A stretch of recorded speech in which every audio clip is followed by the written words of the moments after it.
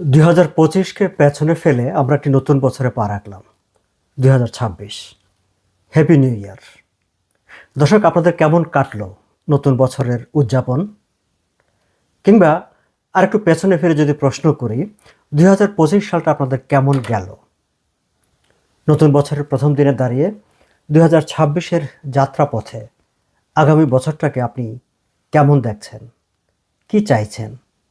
কেমন মনে হচ্ছে যে 2026 সালটা কেমন যাবে? হ্যাঁ, এই প্রশ্নগুলো আপনার জন্যে। প্রশ্নের উত্তরগুলো আপনি সাজাতে থাকেন, ভাবতে থাকেন। ততক্ষণে আমরা পুরো কানাডায় অন্য মানুষরা 2025 সাল তাদের কেমন গেল তা নিয়ে কী ভাবছে, 2026 সাল নিয়ে রাজনীতি, ব্যক্তিগত পর্যায়ে, সামাজিক পর্যায়ে এইসব বিষয়গুলো নিয়ে কেমন ভাবছে সেদিকে আমরা একটু নজর দেব। মূল আলোচনা যাওয়ার আগে একটু ব্যক্তিগত ব্যাখ্যা দিয়ে নিই। বেশ কয়েকদিন আপনাদের সামনে হাজির হওয়া হয়নি। আসলে বছরের শেষ সময়টায় নানা টানাপোড়েন থাকে, নানা হিসাব নিকেশ থাকে।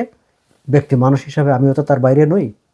তবে এখন থেকে চেষ্টা করব অন্তত নিয়মিত কানাডার রাজনীতি, সমাজ, ইমিগ্রেশন, নানা বিষয় নিয়ে আমরা দৈনন্দিন জীবনযাত্রায়, জীবনযাপনে আমাদের যা কিছু ভাবনা বা যা কিছু ঘটে সেগুলো নিয়ে আপনাদের সামনে হাজির হওয়ার জন্যে। দর্শক, যে কথাটি বলছিলাম যে শুরুতে 2025 আপনাদের কেমন কাটলো, ঠিক এই বিষয়টি নিয়ে একটা জরিপ হয়েছে। রিসার্চ কো নামে একটা কোম্পানি প্রায় 1000-এর উপরে কানাডিয়ানদেরকে প্রশ্ন করেছিল 2025 তাদের কেমন গেছে, 2026 নিয়ে তাদের প্রত্যাশা কী। ঢাকার অনেকগুলো মেইন স্ট্রিম পত্রিকায় এই প্রশ্নের জনমত জরিপের ফলাফল প্রকাশিত হয়েছে। আমি সেখান থেকেই চুম্বক অংশগুলো আপনাদের সঙ্গে একটু শেয়ার করি। মজার ব্যাপার হচ্ছে যে অধিকাংশ মানুষ তারা বলছে যে 2025 সালটা তাদের জন্য ভালোই ছিল। আবার 2026 সালেও তারা ভালো কিছুই প্রত্যাশা করছে। যারা এই জনমত জরিপটি পরিচালনা করেছেন তাদের প্রশ্ন ছিল যে ব্যক্তিগতভাবে, আপনার পার্সোনালি, আপনার ফ্যামিলিগতভাবে, কিংবা আপনি যে প্রভিন্সে বসবাস করেন সেই প্রভিন্সকে যদি আপনি কনসিডারেশনে নেন, আপনার শহরকে যদি কনসিডারেশনে নেন, আপনার এই পুরো দেশটাকে, কানাডাকে যদি আপনি কনসিডারেশনে নেন, হাউ ওয়াজ ইউর 2025? 2025 সাল আপনার কেমন কেটেছে? মজার ব্যাপার হচ্ছে সবাই পার্সোনাল অ্যাসেসমেন্টে, যারা একেবারে ব্যক্তিগত, মানে আমি আমি নিজে 2025 সালে কেমন ছিলাম এই বিশ্লেষণ করতে গিয়ে 66%, যারা যেই অংশটা যে 1002 জনের মতো যারা পার্টিসিপেট করেছেন তাদের 66% তারা বলেছেন, ইট ইস 2/3 অফ দ্য পার্টিসিপেন্ট আর কি, যে ইট ইজ গুড। এবং এই যে গুড, তার মধ্যে আবার 66%, তার মধ্যে 46% তারা বলছে ইট ওয়াজ গুড, অ্যান্ড 20% বলছে ইট ওয়াজ ভেরি গুড। আবার ফ্যামিলিগতভাবে, যে আপনার ফ্যামিলি নিয়ে আপনি 2025 সালটা কেমন কাটালেন, এমন প্রশ্নে 71% তারা বলছে ইট ওয়াজ গুড, তারা স্যাটিসফাইড। তবে ওয়ার্ক প্লেস নিয়ে, কাজের জায়গা নিয়ে, কাজের ধরন নিয়ে বেশ কমপ্লেন আছে বোঝা যায়, কারণ 48% মাত্র তারা বলছে 2025 ওয়াজ গুড। 2026টা কেমন হবে, তাদের এক্সপেকটেশনটা কী, বা 2026-এ আসলে ব্যক্তিগত পরিসরে আপনি কী চান, আপনার হোয়াট ইজ ইউর এক্সপেকটেশন, এরকম একটা প্রশ্ন ছিল। সেই প্রশ্নটা আমার কাছে খুব ইন্টারেস্টিং, সেই প্রশ্নের যেই উত্তরগুলো এসেছে সেই উত্তরটা আমার কাছে খুব ইন্টারেস্টিং মনে হয়েছে। হ্যাঁ, 39% তারা এক্সপেক্ট করছেন যে তাদের ব্যক্তিগতভাবে 2026টা বেটার হবে। আবার 38% তারা এক্সপেক্ট করছেন যে তার ফ্যামিলির জন্য বেটার হবে। তার এখানে কিন্তু এই যে পার্সোনাল লেভেল বা ফ্যামিলি লেভেলে 38 and 39, সো যে যারা বেটার হবে এক্সপেক্ট করছেন না সেই সংখ্যাটা কিন্তু সিগনিফিক্যান্টলি বেশি। যাই হোক, সেগুলো নিয়ে আমরা কথা বলবো সামনের দিনগুলোতে। আমি শুধু এই জায়গাগুলোতে আজকে থাকছি। এখন এই যে যারা পার্সোনাল লেভেলে যারা বেটার কিছু এক্সপেক্ট করছেন 2026-এ, সেই 2026-এ তাদের এক্সপেকটেশনটা কী? এই জায়গাটা একটা মজার ব্যাপার হচ্ছে, যারা মানে ইয়থ, যারা 18 to 35 অর 34 এই এজ গ্রুপের যারা, তাদের এক্সপেকটেশনটা, তাদের চাওয়ার জায়গাটা একরকম, আবার 35 থেকে অনওয়ার্ডস যারা আর একটু বয়স্ক সিনিয়র যারা, তাদের চাওয়ার জায়গাটা আবার অন্যরকম।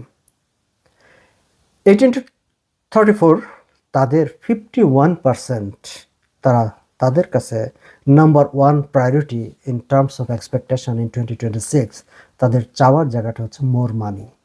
তারা আরও টাকা চান, এখন যা আছে তার চেয়ে বেশি তারা টাকা চান। কিন্তু ইন জেনারেল মানে যদি আমরা তাকাই, সেই ক্ষেত্রে আবার দেখা যাচ্ছে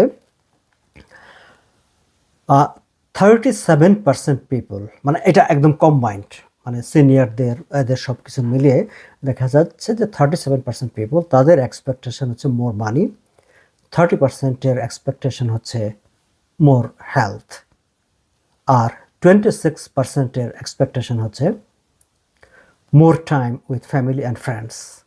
26% পিপল ফ্যামিলি মেম্বারদের সঙ্গে, বন্ধুদের সঙ্গে আরও বেশি সময় কাটাতে চান 2026-এ। এটাও একটা খুব আশাবাদী হবার মতো খবর, কারণ মানুষ আইসোলেটেড হয়ে যেতে চাচ্ছে না, পরিবার থেকে বিচ্ছিন্ন হয়ে যেতে চাচ্ছে না, বন্ধুদের সমাজ থেকে বিচ্ছিন্ন হয়ে যেতে চাচ্ছেন না, সমাজ নিয়ে, পরিবার নিয়ে, বন্ধুদের নিয়ে বসবাস করতে চাচ্ছেন, এবং সেখানে আরও বেশি সময় দেওয়ার মতো সময় খুঁজছেন। সেই সংখ্যাটাও 26% একেবারে কম না। যাই হোক, এই তো গেল একরকমের। আরও একটা সার্ভে হয়েছে, ন্যানোস আর একটা সার্ভে করেছে, সেটা অবশ্য মোর পলিটিক্যাল। সেই পলিটিক্যাল জায়গাটাও আমার মনে হয় যে একটু আপনাদের সঙ্গে শেয়ার করি। প্রশ্ন ছিল নাগরিকদের কাছে যে 2026-এ এই যে liberal government who is ruling the country now, তার কাছে যে আপনার টপ প্রায়োরিটি বা আপনার কনসার্নের জায়গা, উদ্বেগের জায়গা কোনটি? মেজরিটি অফ দ্য পিপল তারা 5টা পয়েন্টকে শর্ট আউট করেছে জরিপের মধ্যে, যে top 5 concern of the people বেরিয়ে এসেছে। তার মধ্যে নাম্বার 1 কনসার্ন হচ্ছে মেজর ইকোনমিক ফাইল অ্যাকশন। তারা অর্থনীতির বিষয়ে লিবারাল গভর্নমেন্টের কাছ থেকে আরও robust, pragmatic and proactive decision দেখতে চায়, অ্যাকশন দেখতে চায়। তার মানে অর্থনীতি নিয়ে সামগ্রিকভাবে মানুষের মনে একটা উদ্বেগ আছে, এবং এই উদ্বেগটা একেবারে টপ, মানে তালিকার শীর্ষের দিকে আছে। এর বাইরে তাদের আরেকটা কনসার্ন যেটা আছে, সেটা হচ্ছে জব অ্যান্ড ইকোনমি। অ্যাগেইন ইকোনমির সঙ্গে যখন কনসার্ন, তার জবের কনসার্নটা তার সঙ্গে চলে আসে, কিন্তু জবকে আলাদা করে উল্লেখ করেছেন অনেক মানুষ।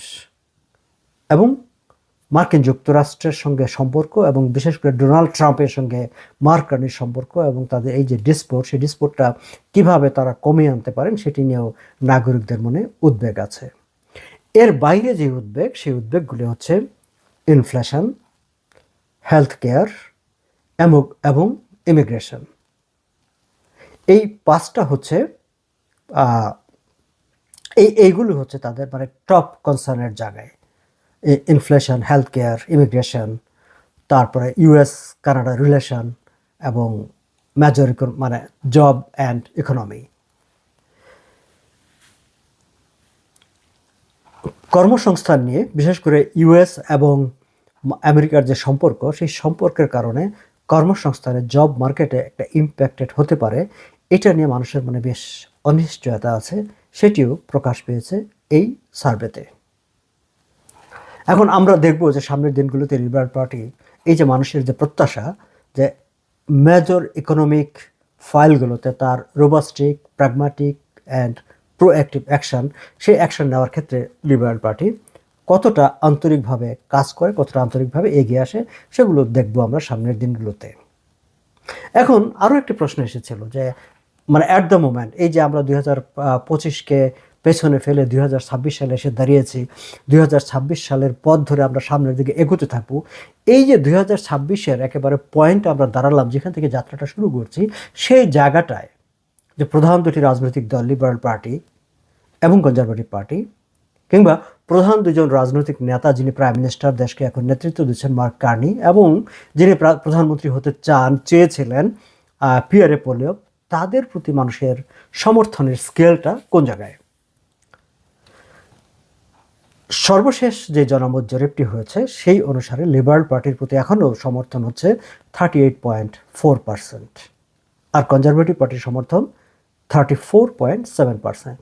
তার মানে হচ্ছে যে খুব বেশি কিন্তু না, লিবারেল পার্টি এবং কনজারভেটিভ পার্টি এখনও এক ধরনের একটা কম্পিটিশনের মধ্যেই আছে, 38.4 অ্যান্ড 34.7%। আবার who is the best prime minister, কানাডার প্রধানমন্ত্রী হিসেবে কাকে আপনি সবচেয়ে যোগ্য, দ্য বেস্ট প্রাইম মিনিস্টার হিসেবে মনে করেন, সেই প্রশ্নের জবাবে 48.6% পিপল স্টিল কার্নিকে চুজ করছেন। তারা মনে করছেন যে mark Carney is the best prime minister for Canada. আবার পিয়ারে পোলিয়াপকে মনে করছেন 27.6% পিপল। আমরা জানি যে এগুলো নিয়ে আমি পরে আলাদা করে হয়তো আলোচনা করব। আমরা জানি যে পিয়ারে পোলিয়াপ তার দলের মধ্যে তুমুল এক চাপের মধ্যে আছেন। ইতিমধ্যে কনজারভেটিভ পার্টি থেকে 3 জন সদস্য ফ্লোর ক্রস করে লিবারেল পার্টিতে চলে এসেছে এবং লিবারেল পার্টির যেই মেজরিটি ক্রাইসিসটা ছিল সেই ক্রাইসিসটাও তারা কাটিয়ে উঠেছে। ফলে লিবারেল পার্টি এখন এক ধরনের মানে শক্ত একটা অবস্থান তারা পার্লামেন্টে কিংবা দেশ শাসনে করে নিতে পেরেছে। এখন দেখার বিষয় হচ্ছে তারা কতটা আন্তরিকভাবে সিদ্ধান্তগুলো নেয় এবং সিদ্ধান্তগুলো বাস্তবায়ন করে। সামনে এই বিষয়গুলো নিয়ে আমরা আরও কথাবার্তা বলবো দর্শক, এবং আপনারা যা শুনতে চান বা যে বিষয়গুলোর ব্যাপারে আপনাদের আগ্রহ আছে সেগুলো আপনারা কমেন্ট বক্সে জানাতে পারেন। বাই দ্য ওয়ে, শুরুতে আপনাদেরকে যে প্রশ্নটি করেছিলাম 2025 আপনাদের কেমন গেল, 2026 নিয়ে আপনাদের প্রত্যাশা কী, আপনাদের যে উত্তর, আপনাদের যে ভাবনা সেটিও কমেন্ট বক্সে শেয়ার করতে পারেন। ভালো থাকবেন সবাই, সুন্দর থাকবেন। 2026 আপনাদের সবার সুন্দর হোক। Again happy new year.